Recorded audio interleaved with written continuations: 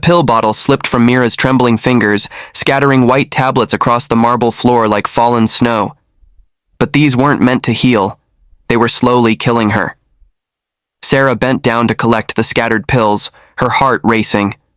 Something was very wrong in the Walsh mansion, and the 16-year-old girl lying pale and weak in the grand four-poster bed was at the center of it all.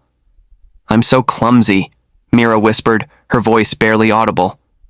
Dark circles shadowed her once bright green eyes, and her blonde hair lay limp against the silk pillowcase. "The doctors say I only have 5 months left."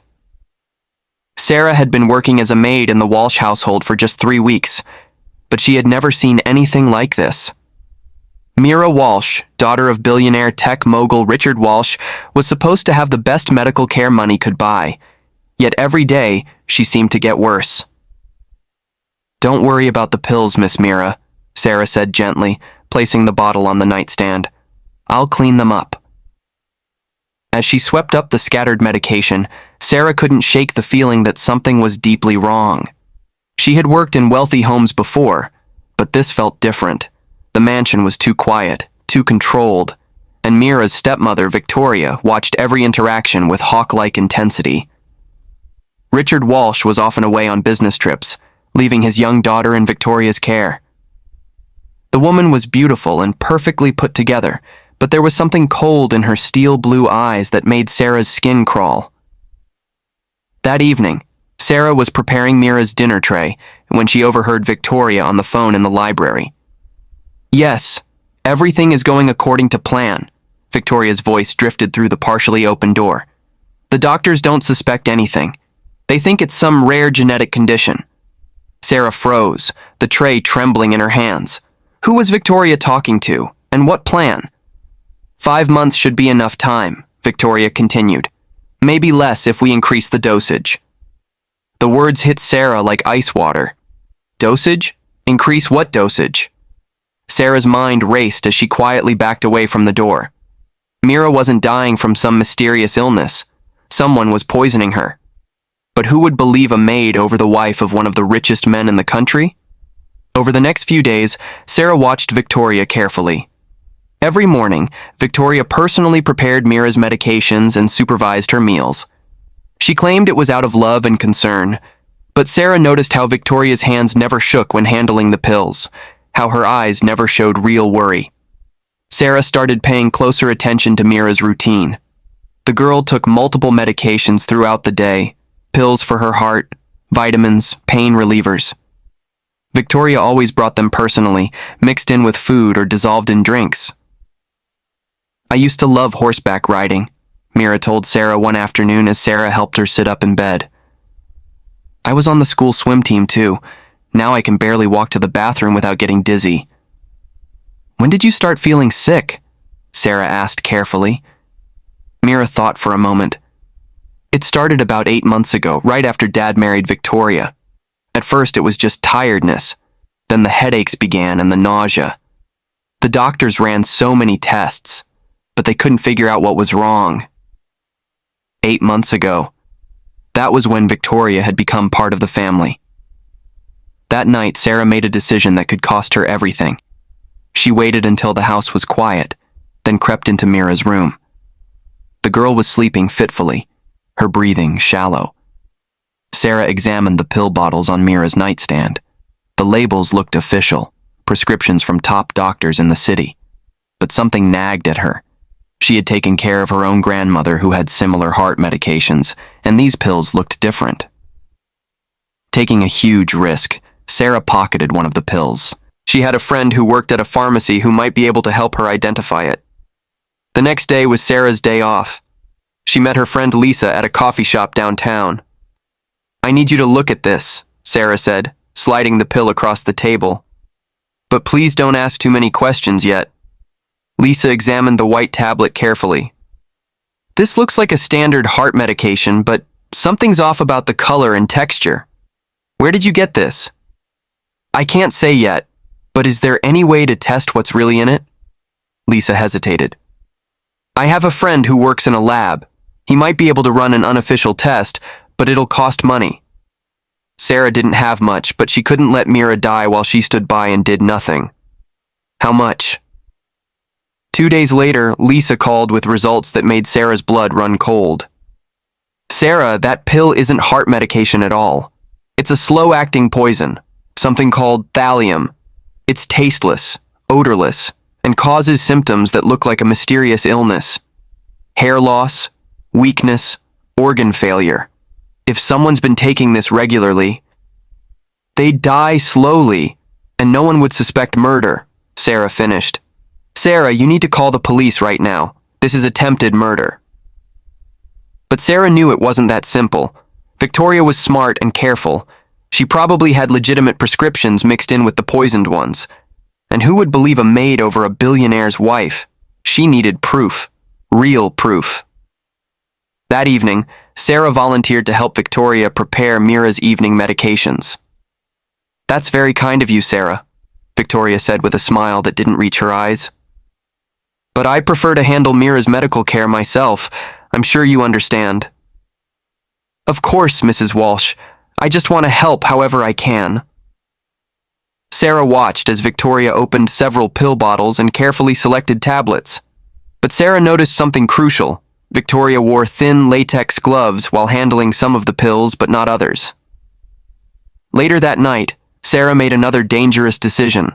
She snuck into Victoria's private study and searched through her personal belongings. In a locked drawer that Sarah managed to open with a hairpin, she found a second set of pill bottles, identical to the ones in Mira's room, but these were clearly labeled with the true contents. Thallium sulfate, rat poison. Sarah's hands shook as she photographed the bottles with her phone.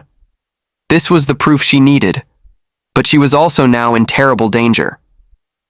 If Victoria discovered what she knew. The next morning, Mira seemed worse than ever. Her hands shook constantly, and she had developed a persistent cough. I don't think I'm going to make it to my 17th birthday, Mira whispered to Sarah as she helped her sip some water. Don't say that, Sarah said firmly.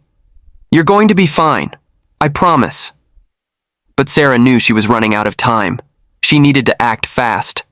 She tried calling the police, but as she had feared, they were skeptical. A maid accusing a wealthy socialite of poisoning her stepdaughter? They needed more evidence, they said.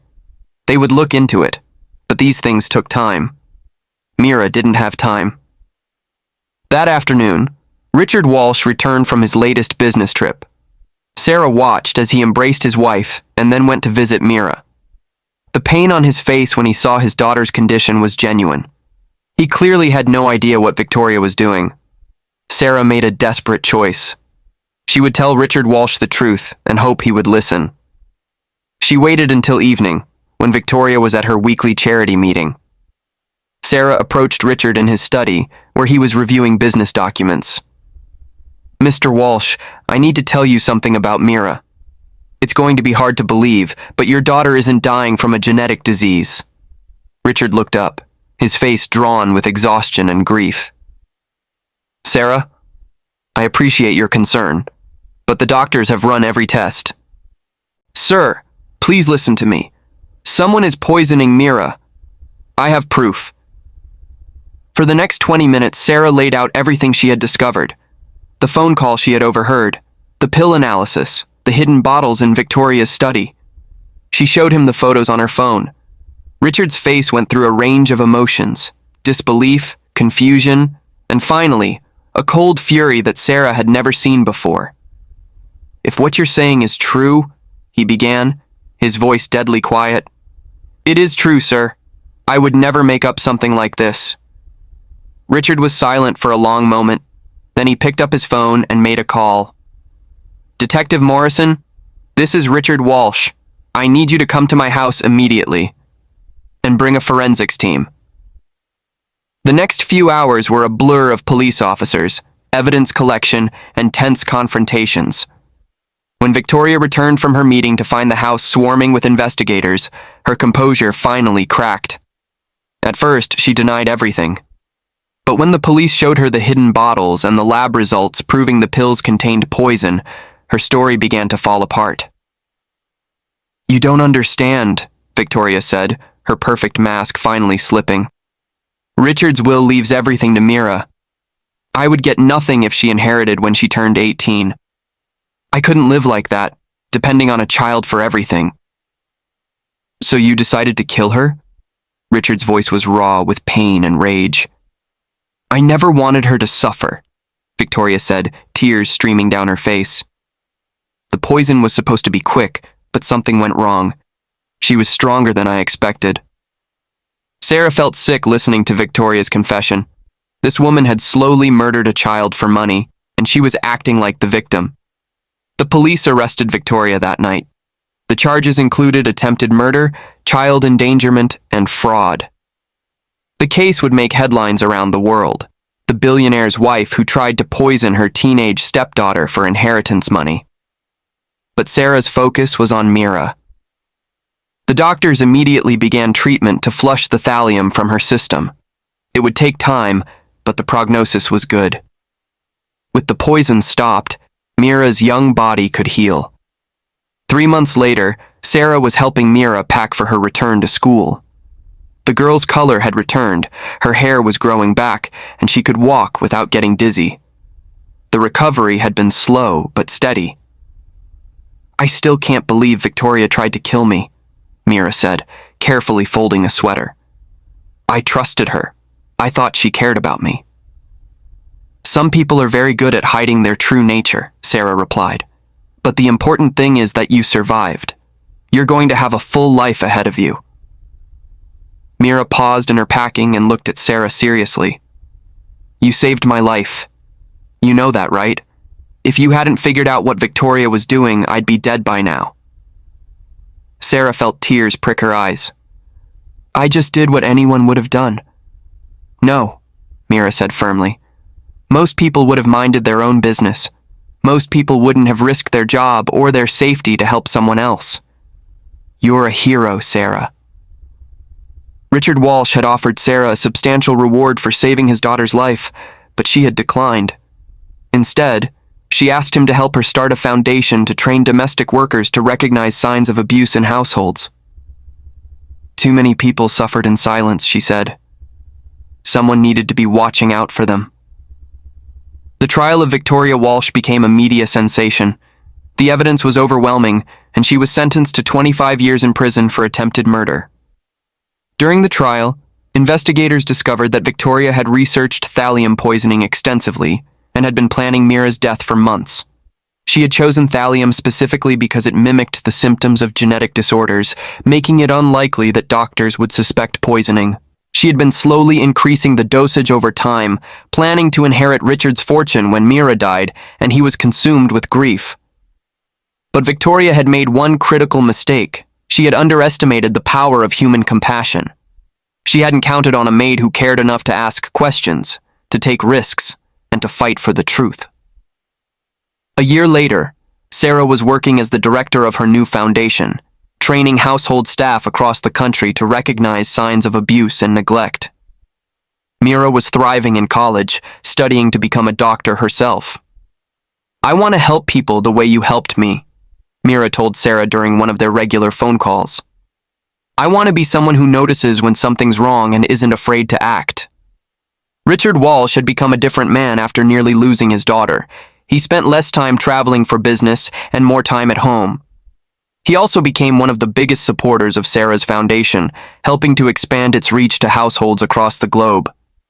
The story of Mira Walsh and the maid who saved her life became legendary in domestic worker circles. Sarah often spoke at training sessions, sharing her experience and encouraging others to trust their instincts when something seemed wrong. The people we work for may be wealthy and powerful, she would tell her audiences, but that doesn't make them immune to greed, jealousy, or evil intentions. Sometimes the most vulnerable people in these big houses aren't the elderly or the children. They're the people no one expects to speak up. Sarah's story proved that heroes don't always wear capes or have special powers. Sometimes they're ordinary people who choose to do extraordinary things when faced with injustice. Sometimes they're maids who refuse to ignore the scattered pills on a marble floor, who listen to their hearts when their heads tell them to stay quiet, and who risk everything to save someone they barely know. But what made Sarah's actions even more remarkable was the careful way she gathered evidence and built her case. She didn't just act on suspicion, she methodically collected proof, even when it put her in danger. She understood that accusations without evidence would be dismissed, especially when coming from someone in her position. The night Sarah discovered the hidden poison bottles in Victoria's study was the turning point. As she photographed the evidence with shaking hands, she knew there was no going back. Victoria had been meticulous in her planning, but she'd also been arrogant. She never imagined that a domestic worker would be observant enough to notice the inconsistencies, brave enough to investigate, and determined enough to see it through. Sarah's background had prepared her for this moment in ways she never realized. Growing up in a working-class family, she had learned to pay attention to details that others might miss. Her experience caring for her sick grandmother had taught her about medications and what normal recovery looked like. Her years working in wealthy households had shown her how power and money could corrupt, and how the most vulnerable people were often those without a voice. When Sarah first overheard Victoria's phone conversation, she could have easily convinced herself she had misunderstood. When she noticed Victoria's strange behavior with the medications, she could have assumed it was just an overprotective stepmother being cautious. When the pills looked different from what she expected, she could have told herself that rich people probably had access to different medications. But Sarah's instincts told her something was wrong, and she chose to listen to them. That choice required courage, but it also required something else: the belief that Mira's life had value, regardless of Sarah's own position in the household hierarchy. The relationship between Sarah and Mira had started as simply employer and employee, but it had evolved into something deeper. Sarah had seen past Mira's wealth and status to the frightened, sick teenager who was slowly dying. Mira, in turn, had treated Sarah with kindness and respect, never making her feel like just another servant. This human connection was what ultimately motivated Sarah to take such enormous risks. She wasn't just trying to solve a mystery or prove a theory, she was fighting to save someone she had come to care about. The investigation that followed Victoria's arrest revealed the full extent of her planning. She had researched various poisons for months before settling on thallium. She had gradually replaced some of Mira's legitimate medications with poisoned versions, keeping just enough real medicine to avoid immediate suspicion. She had even practiced her grief-stricken stepmother act, preparing for the day when Mira would finally succumb. Victoria's mistake was assuming that no one else in the household would care enough about Mira to pay close attention to her condition. She had counted on the typical dynamic of wealthy families, where staff members kept their heads down and minded their own business. She had underestimated the power of human compassion to break through those barriers. During the trial, Victoria's defense team tried to paint her as a woman driven to desperation by financial insecurity. They argued that she had never intended for Mira to suffer so long, that the poisoning had been meant to be quicker and less painful. But the evidence of her methodical planning and the deliberate way she had increased the dosages over time contradicted this narrative. The prosecution, led by District Attorney Karen Mills, painted a different picture.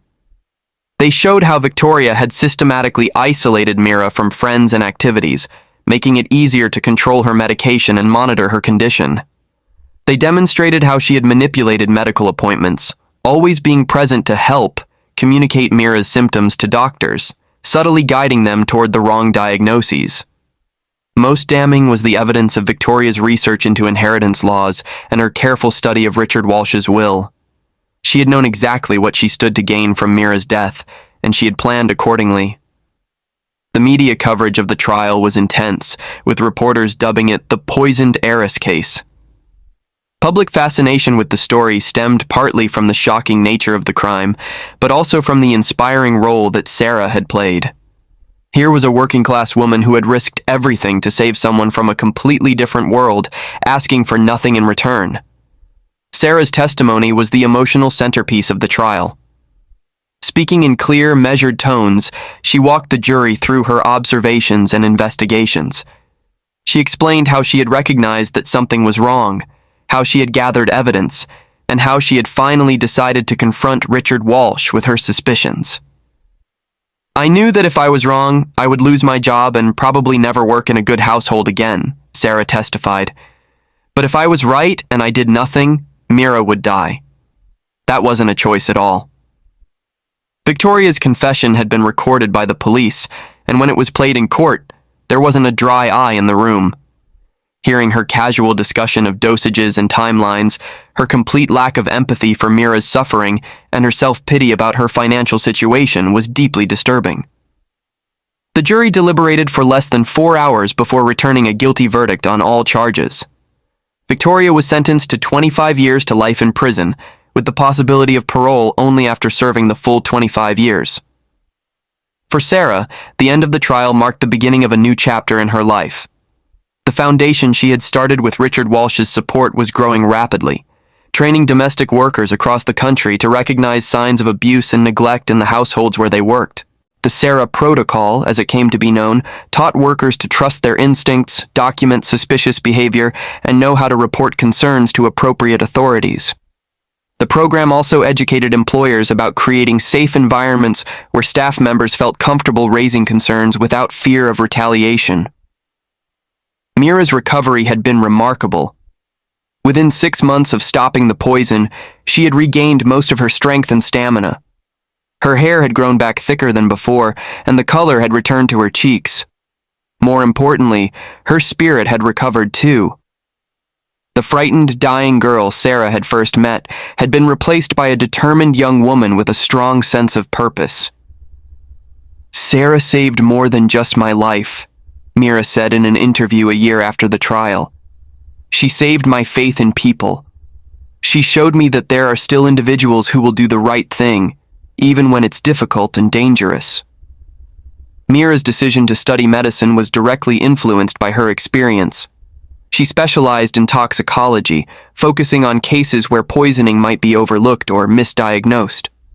Her first research paper, published while she was still an undergraduate, was titled "Domestic Poisoning: Recognition and Response in Non-Medical Settings." Richard Walsh had undergone his own transformation. The near loss of his daughter and the realization of how his frequent absences had enabled Victoria's plan had fundamentally changed his priorities. He restructured his business to allow for more time at home and became actively involved in Mira's life and education. He also became a powerful advocate for domestic worker rights, using his influence and resources to push for legislation that would protect household employees and give them clear channels for reporting abuse or suspicious activity. The Walsh mansion itself was transformed. The cold, controlled atmosphere that had characterized Victoria's reign was replaced by warmth and openness. Richard instituted regular family dinners, invited Mira's friends over frequently, and made sure that household staff felt valued and heard. Sarah continued to work for the Walsh family for another year before transitioning full-time to her foundation work. Her relationship with both Richard and Mira had evolved far beyond employer-employee. They had become genuine family friends, bound together by the extraordinary circumstances they had survived. On the anniversary of Victoria's arrest, the three of them always had dinner together, not to celebrate the terrible things that had happened, but to honor the bonds that had been forged in the crucible of that experience.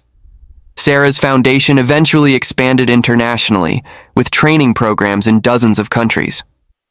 The principles she had established, trust your instincts, document everything, find reliable allies, and never give up when someone's life is at stake, became standard training for domestic workers worldwide.